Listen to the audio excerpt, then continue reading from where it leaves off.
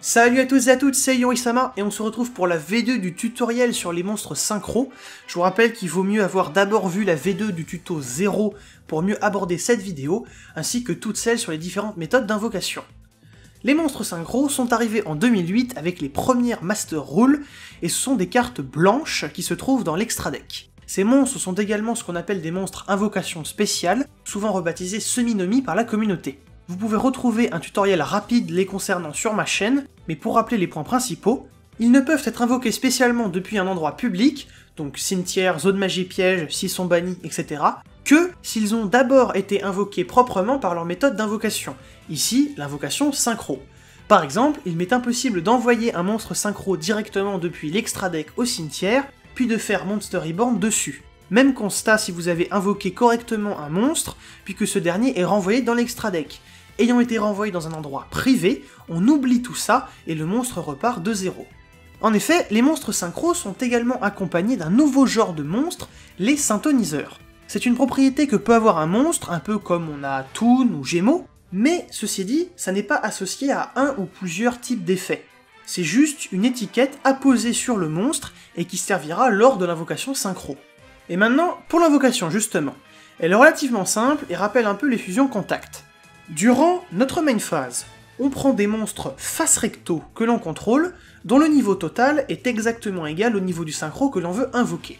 Puis ensuite, on les envoie depuis le terrain au cimetière, en les utilisant comme matériel synchro, et enfin on invoque le monstre synchro depuis l'extra deck. Notez bien que ce n'est ni une destruction, ni un sacrifice, et que même si le concept de base c'est un envoi depuis le terrain au cimetière, si les monstres doivent être envoyés autre part à la place, ou si vous utilisez un jeton qui va donc disparaître, ça fonctionnera quand même. Et pour savoir quel monstre utiliser, on regarde les conditions d'invocation de notre monstre synchro. Le dragon poussière d'étoile demande un syntoniseur plus un plus monstre non syntoniseur, sachant que 1 plus ça veut dire 1 ou plus. Ça, c'est une condition des plus classiques pour un synchro, avec donc un seul syntoniseur qui devra être utilisé aux côtés d'un ou plusieurs autres monstres non syntoniseurs. Du coup, pour invoquer notre dragon, on peut utiliser un syntoniseur de niveau 3 et un non syntoniseur de niveau 5. En faisant ça, on respecte bien toutes les conditions. Alternativement, on peut aussi utiliser un syntoniseur de niveau 1, un non syntoniseur de niveau 3 et un non syntoniseur de niveau 4. Tout ça implique bien entendu qu'on ne peut pas utiliser un monstre qui n'a pas de niveau, donc ni Xyz ni lien. C'est bien entendu un cas classique et général, il faudra lire les conditions sur chaque monstre. L'un demandera un monstre précis, l'autre un type de monstre particulier, etc. On a aussi des cas plus spécifiques qui ont leur propre nom grâce à l'animé, qu'on utilise assez régulièrement pour en parler même dans la communauté. On a donc l'Axel Synchro, où le monstre demande à utiliser exclusivement 2 monstres synchro, dont un monstre synchro syntoniseur. Car en effet, syntoniseur, ça peut être accolé à tout ce qui a un niveau. On a donc également un monstre fusion syntoniseur, par exemple. Après, il y a des versions plus grosses, on utilise davantage de monstres synchro. On a également des monstres qui vont demander plusieurs syntoniseurs, car après tout, ça dépend uniquement de ce qui est écrit. Il y a des conventions, mais on peut jouer avec. Preuve en est que Gothoms ne demande pas de non-syntoniseur spécifiquement, et peut donc être invoqué en n'utilisant que des syntoniseurs. Alors ceci dit, il y a en réalité une seule règle fondamentale, c'est qu'il y a au minimum besoin d'un syntoniseur dans l'équation. Alors pourquoi je le précise? Eh bien, parce que dans le cas du robot guerrier par exemple, il n'est pas précisément écrit qu'il faut un syntoniseur. Il faut le robot synchronique, et des non-syntoniseurs. Alors certes, vous allez me dire que robot synchronique est justement un syntoniseur, et donc que c'est tout comme. Mais dans le cas du dragon étoile filante, on demande un synchro-syntoniseur et spécifiquement un dragon poussière d'étoile. Et là vous voyez que c'est un peu le même principe, mais dans l'autre sens. Et si je mets ces deux cas en parallèle, c'est justement pour démontrer ce que j'expliquais tout à l'heure, qu'il faut minimum un syntoniseur.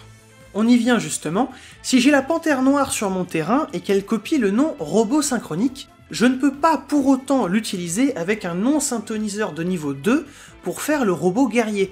Certes, j'ai robot synchronique plus un non-syntoniseur, donc je respecte les conditions d'invocation qui sont écrites sur le robot guerrier, mais je n'ai aucun syntoniseur dans l'équation, et je ne peux pas non plus utiliser cette panthère-là plus un syntoniseur de niveau 2, car je ne respecte pas non plus les conditions, puisqu'à ce moment-là j'ai robot synchronique plus un syntoniseur. Donc au final ici, il faudrait que la panthère soit traitée comme un syntoniseur pour que ça puisse fonctionner. Donc ça, c'était pour bien vous montrer qu'il faut respecter à la fois les conditions écrites, mais également la règle du synthoniseur obligatoire. Et justement, dans d'autres cas, c'est plus permissif. Car, comme vous l'avez vu tout à l'heure, c'est au moins un synthoniseur, mais il n'y a aucune règle qui dit qu'on ne peut pas en utiliser plus d'un.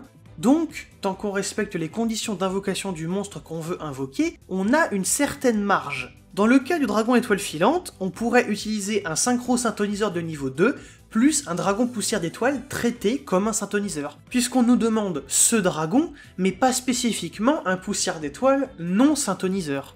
On en revient à ce qu'on a vu avec Gothoms. Cette situation serait aussi possible avec le dragon des étoiles majestueux, même principe, mais on pourrait carrément utiliser un monstre non synthoniseur traité comme dragon majestueux, et un monstre synthoniseur traité comme dragon poussière d'étoile. Ajoutez un non synthoniseur dans l'équation, faites en sorte que le tout atteigne 10, et ça passe. Et voilà, c'est déjà fini. Je vous donne maintenant rendez-vous pour les prochains tutos V2 qui sortiront très prochainement, et s'ils sont déjà sortis, eh bien comme d'habitude, je vous propose d'aller voir tout ce que ma chaîne vous réserve. En attendant la prochaine, je vous dis salut les gens!